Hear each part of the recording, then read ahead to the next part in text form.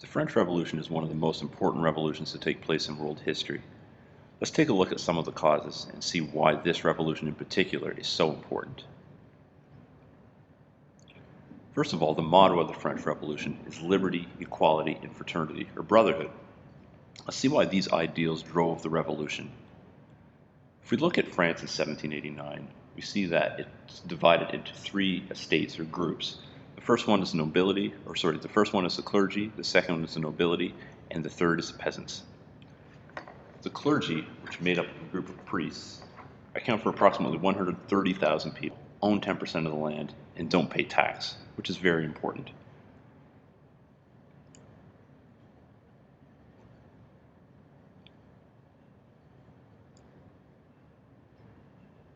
Then we have the second estate, which is the landowners, the nobility. They account for approximately 350,000 people. They own 25 to 30% of the land and did not pay tax. The commoners are about 75 to 80% of the population, have 50% of the land, and paid all of the tax.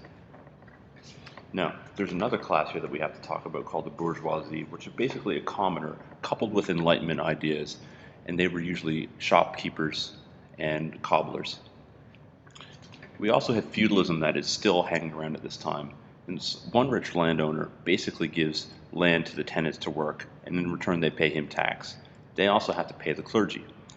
Now, Marie Antoinette, the Queen of France at the time, likes to spend a lot of money on new hairdos, jewelry, and expensive clothing. Her husband, Louis XVI, also likes to spend money, mostly on foreign wars. One in particular is the American Revolution, in which he helped the Americans gain independence from Britain. In 1788, people are very, very poor as a result of this. And I mean very poor, like people don't have shoes. So they call a meeting of the Estates General, which is a meeting of all three estates. The clergy have 300 delegates, nobles have 300 delegates, and the peasants have 600 delegates. And it's the first time this is meeting in 175 years. The problem is that each estate only gets one vote. So the peasants always lost because the clergy and nobility voted together. So the peasants want one vote per delegate. That way they have 600 for the peasants, 600 for the nobles and clergy, and if they can sway even one of them, they might be able to win a majority. Louis thinks this is a terrible idea. He thinks that the peasants should pay the taxes to pay for his wars and for Marie Antoinette. And he says you lost fair and square, 2-1. So the middle class guy, or the bourgeoisie, says, okay, fine. We'll have to declare ourselves as a national assembly and we'll come up with our own constitution. So the National Assembly goes back to where the Estates General is meeting to find that they've been locked out, effectively. Because of this, they move next door to an indoor tennis court where they do something that's very, very important to the revolution. It's been referred to as the tennis court oath.